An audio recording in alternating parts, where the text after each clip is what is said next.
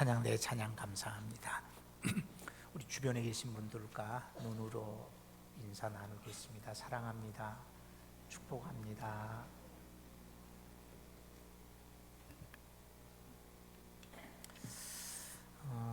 제가 여러분들에게 질문 하나 드리겠습니다. 상대방을 끌어들이는 성질과 힘을 가진 것은 무엇이게요? 상대방을 끌어들이는 성질이 있습니다. 그런 힘이 있습니다. 그게 뭘까요? 자석입니다. 자석.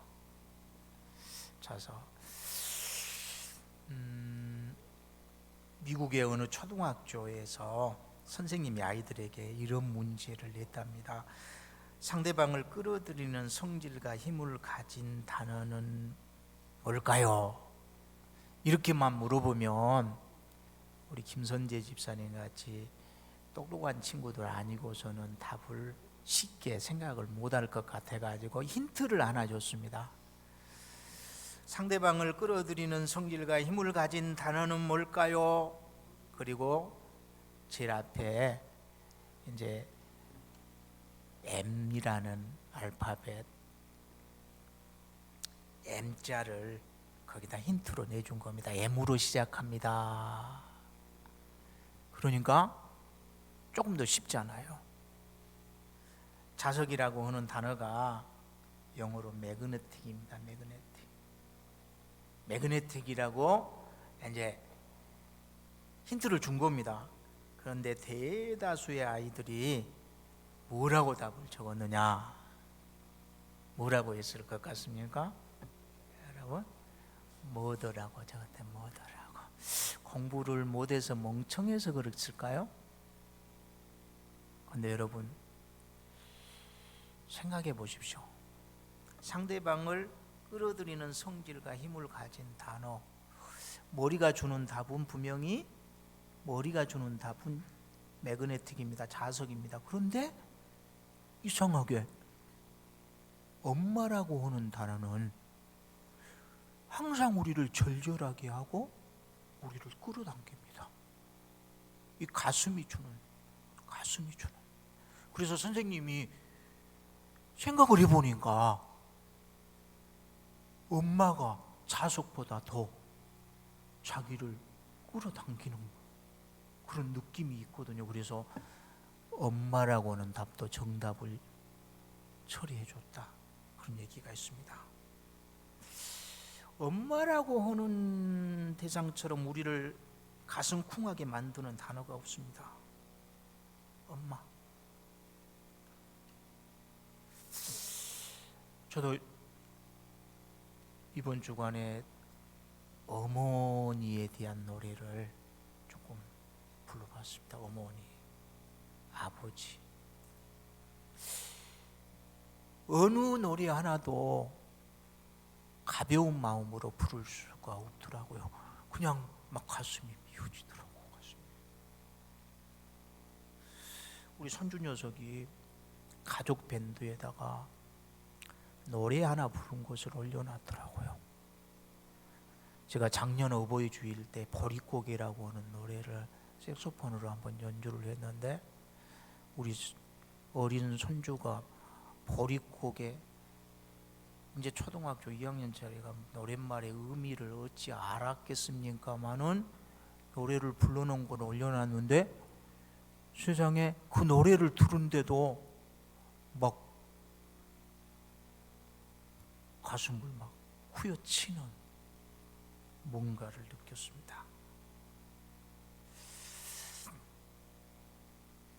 기도하면서 그런 생각을 해봤습니다. 엄마라고 하는 대상처럼 가슴을 쿵하게 하는 이런 감동을 주는 목사로 살아가고 있는가, 아니면 자석같이 그냥 그런 대상으로 살아가고 있지는 아니한가. 제 삶이 돌아봐졌습니다. 어떤 분 한 분이 저에게 그렇게 물어오셨습니다. 목사님, 아직 많이 남았는데 은퇴하시면 어디로 가실랍니까? 그렇게 물어봤습니다. 그래서 제가 예요, 그렇게 바로 대답 안 하고 예요 그랬더니 그분이 저 목사님 따라가려고요. 물론 진지한 대화는 아니었습니다. 우스갯소리로 나눈 대화였지만, 목사의 삶이 정말 교우들의 삶에 가슴을 쿵쾅거리게 하는 감동을 주고 있는가.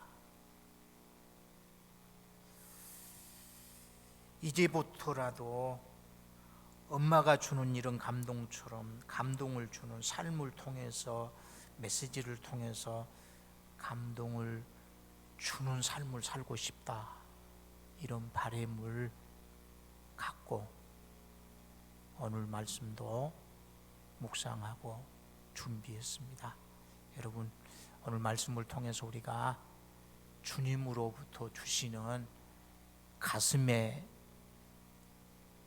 감동을 우리가 체험할 수 있기를 소망합니다. 그동안은 동물이나 식물들의 세계에 대해서 좀 함부로 생각을 해왔습니다. 우리 인간들하고는 너희들은 격이 달라. 근데 요즘 들어서는 어쩔 때는 식물의 세계를 들여다보면서, 동물들의 세계를 들여다보면서도 경외감이 느껴질 때가 있습니다. 여러분, 펠리칸이라고 하는 새, 우리나라에서는 볼 수 없습니다. 사다새라고도 하는데, 이 펠리칸은요, 추운 겨울이 되어서 새끼들을 부화해가지고 새끼들 먹일 먹이가 없으면 펠리칸 어미는 자기의 가슴살을 뜯어가지고 새끼들에게 먹인답니다. 가슴살을 그 부리로 쪼아가지고 가슴살을 뜯어서 새끼들에게 먹인대. 그래서 새끼들이 자기 힘으로 먹이를 구할 수 있을 때쯤 되면은 어미는 가슴, 새끼들 먹이느라고 다 패어버린 그 싸늘한 가슴을 가지고 쓰러져서 죽는답니다.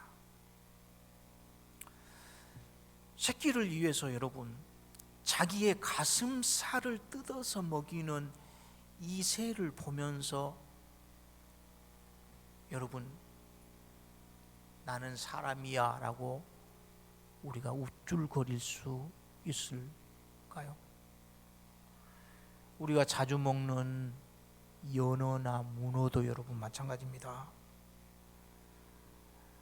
자기가 낳은 새끼들의 먹이가 되기 위해서 알을 낳은 후 연어나 문어도 자기 새끼들의 먹이가 되기 위해서 죽습니다.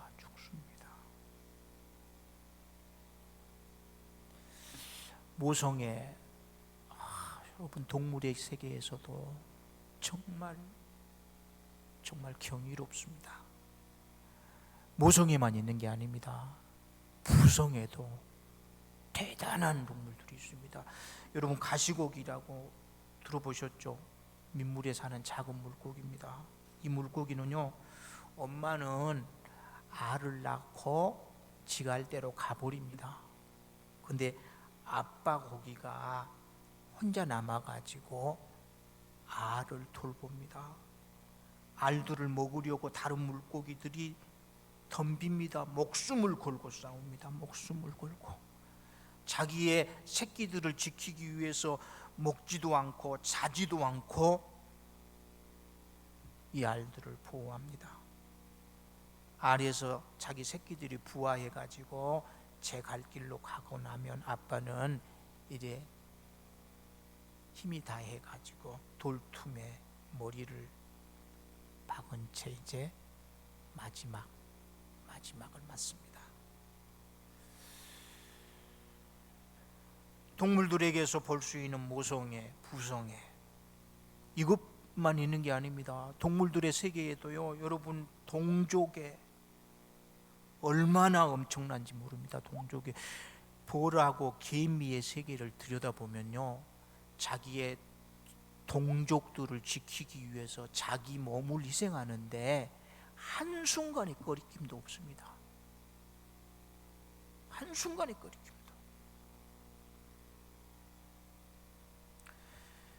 그런데 여러분, 동물들은 보편적으로 어릴 때만, 새끼들이 어릴 때만 사랑합니다. 보편적으로. 이게 여러분, 오랫동안 사람들은 그렇게 생각했습니다. 동물 가운데서 사람만이 도구를 사용할 수 있다. 도구를. 그렇게 생각했거든요. 근데 그게 아니라고 하는 게 최근에 또 밝혀집니다. 동물들 가운데서도 도구를 사용할 줄 아는 동물들이 있습니다. 침팬지가요, 자기가 먹을 열매가 딱딱해가지고 자기 힘으로 이 열매를 부술 수 없으니까 돌멩이를 가지고 와서 침팬지가 돌멩이로 열매를 깨서 먹는 것을 사람들이 보게 됩니다. 또 침팬지가요, 저 천장에 바나나가 매달려 있는데 지 손으로는 딸 수가 없습니다. 그러니까 막대기를 가지고 와서 침팬지가 이 바나나를 따는 것을 보게 됩니다. 이걸 보게 됩니다. 그래서 사람들만이 도구를 사용할 줄 안다고 생각을 했는데 우리가 잘못 생각했구나, 몰랐을 뿐이구나, 이걸 깨닫게 되는데, 지금도 어쩌면 사람들이 몰라서 그럴 수는 있지만, 몰라서 그렇게 생각할 수는 있지만, 보편적으로는 동물들은 새끼가 어릴 때만 사랑합니다. 어릴 때만. 크고 나면 아주 깨끗하게 정리가 됩니다. 안전남남이 됩니다. 크고 나면. 새끼들도 크고 나면 자기 어미를 전혀 몰라봅니다. 죽어가는 부모도 동물들은 돌보지 않습니다. 이게 일반적인 보편적인 동물들의 세계입니다. 그런데 여러분, 요즘 가끔 우리가 이런 얘기를 듣습니다. 부모는 어릴 적에는 디딤돌, 나이가 들면 무슨 돌이 될까요? 걸림돌, 늙으시면 고인돌. 누가 이 시대를 이렇게 얘기를 했더라고요. 부모는 어릴 적에는 디딤돌이지만은 나이가 드셔버리면은 걸림돌이 되고 더 늙으시면은 고인돌이 된다. 아니라고 얘기하고 싶은데 우리 현실은 우리 자아상인 것 같아요. 가족여행 갔다가 여러분, 늙은 어머니 홀로 외국에 두고 왔다는 얘기, 여러분 주변에 아는 사람들은 없겠지만 이런 소리 혹시 들어보셨습니까? 종종 있다네요. 외국 여행 가신다고 부모님 모시고 갔다가 세상에 거기다가 두고 오신. 그럼 어떻게 됩니까, 여러분? 그런데 놀라운 것은 외국에 버려진 어머니가 길거리에서 이제 구걸하다가 복지시설에 보내줘야 되잖아요. 그런데 경찰관들이 와서 한국 말할 줄 아는 사람 데리고 와서 할머니 한국 사람이지요? 이렇게 물어보면 못 알아들은 척 한대. 아니라는데. 나 한국 사람 아니요. 나 중국 사람이요. 나 일본 사람이요. 거짓말한대. 할머니 한국 사람인 줄 다 알아요. 할머니 아들 이름 어떻게 돼요? 모른단데. 몰라서 모른다는 게 아니래요. 몰라서 모르다고 하는 게 아니래요. 아들 다른 사람들로부터 손가락질을 받을까 봐서. 이게 부모잖아요. 이게. 그런데 여러분, 성경을 통해서 우리 하나님은 우리에게 이렇게 말씀하십니다. 내 부모에게 순종하라. 내 부모를 공경하라. 그러면서 이것이 옳으니라. 이렇게 말씀합니다. 이것이 옳으니라. 선의 문제가 아닙니다, 여러분. 이건 의의 문제입니다. 효는 선이 아닙니다. 기본적으로 우리가 감당해야 될 의입니다. 부모를 섬기는 일을 굉장한 것처럼 생각하는 것은 잘못입니다. 마땅히 우리가 해야 될 일입니다. 마땅히. 여러분, 부모를 공경하라, 이것은 하나님의 명령입니다. 하나님의 명령 앞에는 순종 외에 다른 선택이 있을 수가 없습니다. 여러분, 아브라함이 모리아산에 올라가서 자기 생명보다 소중한 이삭을 하나님께 번제로 드리려고 합니다. 왜요? 하나님이 그렇게 명령하셨기 때문에. 여러분 생각해 보십시오. 여러분 자신을 드리는 게 쉽겠습니까? 자식을 드리는 게 쉽겠습니까? 저는요 100번 1000번 생각해 봐도 제 자신을 드리는 게 훨씬 쉽겠습니다. 제가 아프든지 우리 집에서 누군가가 아파야 된다고 하면 저는 100번 1000번 생각해도 우리 아이들보다는 제가 아파야 된다고 생각을 합니다. 우리 손주들보다는 제가 아파야 된다고 생각을 합니다. 제가 부모 당연히 그렇게 생각하죠. 그런데 하나님이 아브라함아 니를 내가 번제로 받고 싶다 이렇게 말씀하셨다면, 하나님이 저에게 그렇게 말씀하셨다면 저는 순종하겠습니다. 그런데 아브라함이 100살에 오던 이삭을 하나님이 모리아산에서 번제로 바치라고 말씀하십니다. 저는 우리 두 딸 중에 하나를 하나님이 번제로 바치라고 한다면, 우리 손주들 가운데 하나를 하나님이 번제로 바치라고 한다면, 하나님 솔직히 저 못하겠습니다. 못하겠습니다. 저는 100번 1000번이라도 좋은데 제 자식들은 안 되겠습니다. 이렇게 말씀드릴 것 같아요. 근데 아브라함은 세상에 이삭을 하나님 앞에 번제로 드리려고 합니다. 왜요? 하나님의 명령이기 때문에. 하나님이 말씀하셨으니까. 이게 하나님의 말씀입니다. 이게 하나님의 말씀입니다. 여러분, 하나님의 말씀 앞에서는 우리가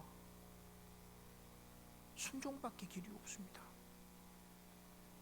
자, 그런데 하나님이 내 부모를 공경하라고 말씀하십니다.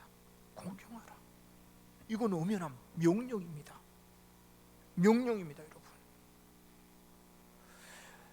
부모를 공경하라고 하는 이 효도에 대한 가르침은 10계명 가운데서 여러분 5번째 계명입니다. 하나님에 대한 계명이 1계명부터 4계명까지고 6계명부터 10계명까지가 사람에 대한 계명인데 가운데 5번째 계명으로 부모 공경에 대한 말씀이 나옵니다. 계명들의 순서가 죄가 무거운 것부터 나열됩니다. 죄가 무거운 것부터 살인하지 말라, 그 다음에 간음하지 말라거든요. 그러니까 간음죄보다 살인죄가 더 무서운 죄입니다. 그런데 살인하지 말라는 계명보다 부모를 공경하라고 하는 계명이 더 먼저 나옵니다. 더 먼저. 부모를 공경하지 않은 것은 사람을 죽이는 살인죄보다도 더 큰 죄라고 하는 의미입니다. 불효하는 것이 이렇게 큰 죄이기 때문에 이것을 범했을 때 그 형벌 또한 막중합니다. 여러분, 출애굽기 21장 15절에 자기 아버지나 어머니를 치는 자는 반드시 죽일지니라 그랬습니다. 출애굽기 21장 17절에 자기의 아버지나 어머니를 저주하는 자는 반드시 죽일지니라 그랬습니다. 저주, 명예에 대한 살인 행위이기 때문에 그렇습니다. 여러분, 부모 공경은 하나님의 엄숙한 명령입니다. 여러분, 이 명령 앞에 절대 순종할 수 있기를 주님의 이름으로 축원합니다. 그런데 하나님은 공경하라고 이렇게 말씀하십니다. 내 부모를 공경하라. 사랑은 보면은 자기보다 못한 형편에 있는 사람을 향한 사랑이 있습니다. 나보다 더 가난합니다. 나보다 더 건강에 문제가 있습니다. 나보다 더 어려운 상황에 있습니다. 이런 사람들을 보고 우리가 사랑할 때 이 사랑을 동정이라고 합니다. 동정. 불쌍히 여기는, 나와 같은 레벨에서 대등한 위치에 있어서 사랑하는 사랑이 있습니다. 보편적으로 이성적인 사랑은 이렇게 이루어집니다. 이성적인 사랑은 끼리끼리 같은 레벨에서, 이게 건강한 사랑입니다. 여러분, 이성적인 그 사랑을 하면서 자기하고 격이 안 맞는데 너무 이렇게 위에 있는, 너 또 당첨이라 생각하고 저 너무 위에 있는 그런 상대하고 결혼하게 되면 거의 불행해집니다. 무시당하기 쉽거든요. 무시당하기 쉽습니다. 어떤 모양으로든지. 또 이제 그런 친구들 가운데 그런 이들이 있더라고요. 이제 그 장애우들을 돌보고 싶어서 이쪽에 관심을 갖고 일하는 분들 가운데서 이제 그 일을 하다 보니까 그 장애를 아주 심하게 가지고 있는데 이제 불쌍히 여기다가 어떻게 결혼하는 경우들이 있더라고요. 그런데 이제 잘 사는 분들도 있는데 이제 도중에 힘들어하는 분들이 대부분이더라고요. 이성적인 사랑은 여러분 자식들 그 결혼 뭐 할 때도 너무 격이 다른 결혼에는 또 없습니다. 여러분, 조금 같은 끼리끼리가 조금 편합니다. 또 우정, 이런 것도 마찬가지거든요. 대등한 이치에서 이루어진 사랑입니다. 근데 나보다도 높은 이에 대해서 우리가 가질 수 있는 사랑이 있습니다. 우러러 존경하는 사랑입니다. 이게 경애잖아요. 경애. 우리 하나님을 사랑하는데 이건 하나님이 우리보다 못해서 동정하는 게 아니잖아요. 우리하고 같은 레벨로 우리가 사랑하는 게 아닙니다. 우러러 경애하는 것. 그런데 부모를 공경하라. 이 공경이 바로 이 사랑입니다. 우러러 존경하는 거예요.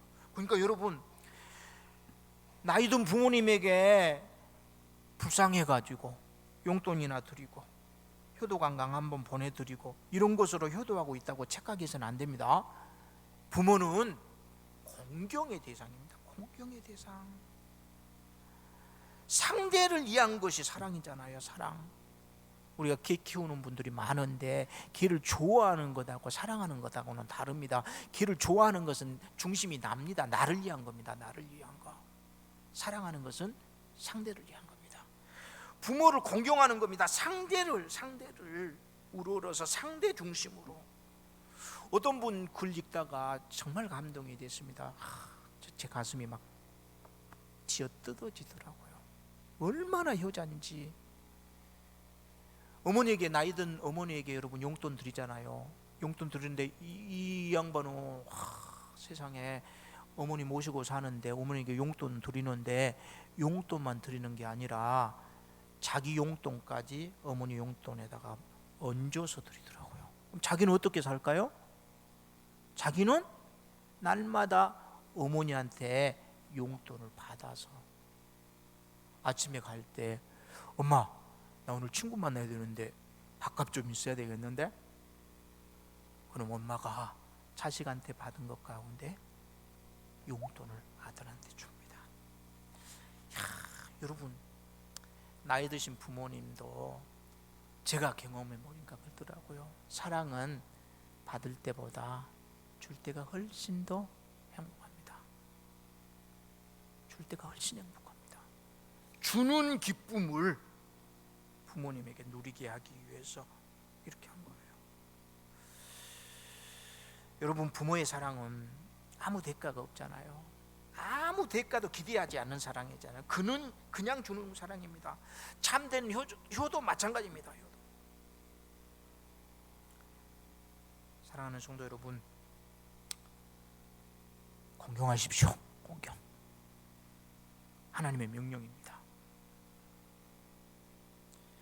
그런데 여러분 이게 그렇게 쉬운 것은 아닙니다. 쉽지 않습니다. 쉽지 않은 이걸 쉽게 하려면 어떻게 해야 되느냐? 부모님이 나에게 어떤 존재인가를 항상 깨달으면 됩니다. 항상 깨달으면 됩니다. 은혜를 알면 부모님 섬기는 게, 공경하는 게 결코 어려운 게 아닙니다. 펠리칸이 자기 가슴 뜯어가지고 새끼들에게 먹였는데, 펠리칸 새끼는 자기 엄마의 가슴살 피를 먹고 자랐잖아요. 그런데 여러분, 나는 뭘 먹고 자랐을까? 나는 뭘 먹고 자랐을까? 저도 펠리칸이더라고요. 내 부모님, 특히 내 어머니의 가슴 뜯어 먹고 자랐더라고요. 가슴 뜯어 먹고. 우리 어머니의 피와 살을 먹고 자랐더라고요. 우리 어머니의 삶, 아무리 돌아봐도 당신을 위한 순간은 없었습니다. 오로지 자식들을 위해서.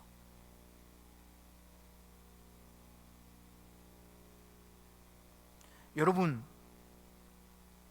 우리는 부모님의 피를 먹고 자란 사람들입니다. 이걸 알면 부모님 공경하고 섬기는 게 어려운 일이 될 수가 없습니다.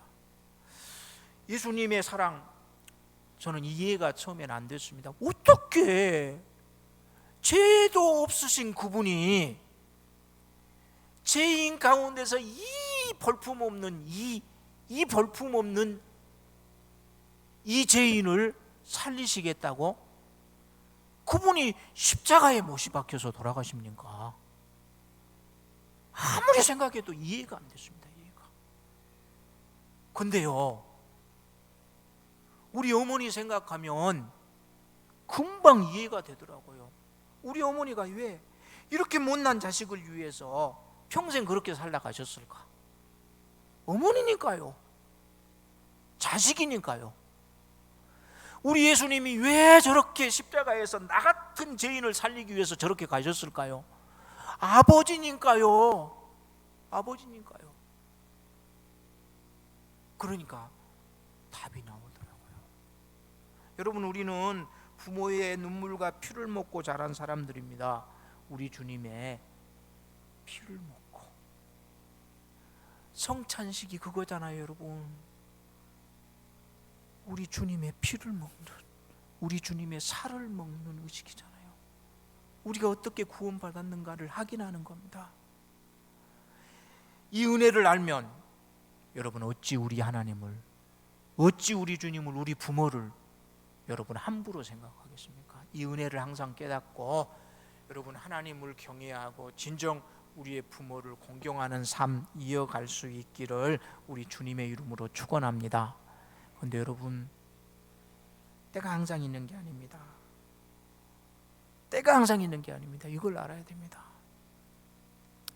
저도 가끔 아이고 소리 할 때가 많아집니다. 아이고 소리. 앉았다 일어날 때도 아이고야, 아이고야, 신음소리잖아요. 지옥에 있는 사람들이 토하는 신음소리는 아이고야가 아니래요. 아이고야 이게 아니고 지옥의 신음소리는 껄껄이래요. 껄껄. 무슨 말이냐면 내가 이럴 줄 알았으면 있을 때 잘할 걸. 예수 믿을 수 있을 때 믿을 걸. 교회에 갈 수 있을 때 갈 걸. 사랑할 수 있을 때 사랑할 걸.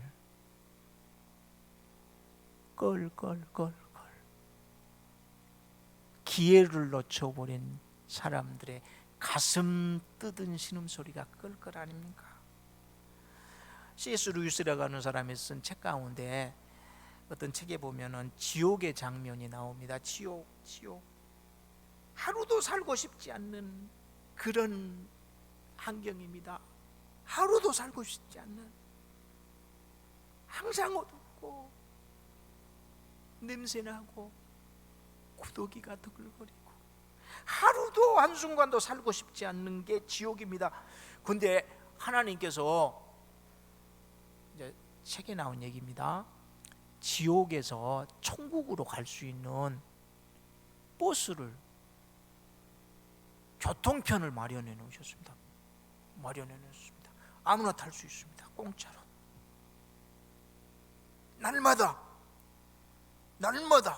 이 버스가 옵니다. 날마다. 그런데 여러분, 지옥에서 천국으로 버스 타고 올라오는 사람이 하나도 없습니다.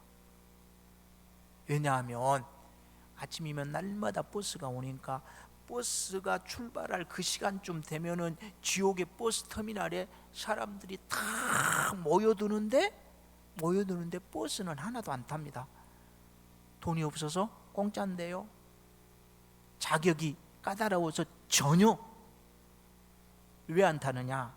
와가지고 버스는 날마다 오는데 내가 천국 가면은 당장에 할 수 없는 일들이 있다. 저 천국 가면은 남의 흉보던 즐거움, 남의 뒷담화하는 이 즐거움이 얼마나 대단한데 내가 천국 가면 그거 못하게 되는데, 그래서 남의 뒷담화하고 싶어서 천국은 언제나 갈 수 있는 거다고 포기한대. 나보다 못한 사람들에게 어깨에 힘주고 웃어대는 거, 이 재미가 얼마나 큰데 천국 가면 그건 못하는데. 그래서 날마다 갈 수 있는 천국 천천히 가지, 이런데. 근데 C.S. 루이스가 이렇게 그 장면을 마무리합니다. 이들에게 한 가지 예고되지 않은 것이 있었다. 이 버스가 운행 중지되는 날이 얼마 남지 않았다는 사실이다. 여러분, 항상 때가 있는 것 아닙니다. 항상 때가 있는 것 아닙니다. 여러분, 기회 있을 때 잘하십시오. 자, 그러면 부모님 돌아가신 분들은 어떡합니까? 부모님 돌아가신 분들은 기회 놓쳤습니다. 근데 여러분, 부모님 대신 우리 주변에 어르신들 공경하는 겁니다. 어르신들한테 함부로 해서는 안 됩니다. 자, 이렇게 하는 자들에게 하나님이 주신 이 엄연한 명령 앞에서 우러러 부모를 공경하며 살아가는 이들에게 하나님께서 진짜 복을 약속하십니다. 진짜 복을. 땅에서 잘 되고 장수하리라. 저는 세운가족 모두가 우리 주님이 주신 이 엄숙한 명령 앞에 정말 철저하게 순종해서 세운 가족들은 부모님을 공경하는, 어른을 공경하는 이들이 다 되어서 하나님이 약속한 이 엄청난 복을 대대로 받아 누릴 수 있기를 우리 주님의 이름으로 축원합니다. 기도하겠습니다. 하나님, 귀한 말씀 신비에 새기고 우리의 삶을 통해서 주님의 자녀다움을 세상에 보일 수 있는 은총을 허락해 주시옵소서. 예수님의 이름으로 기도드리옵나이다.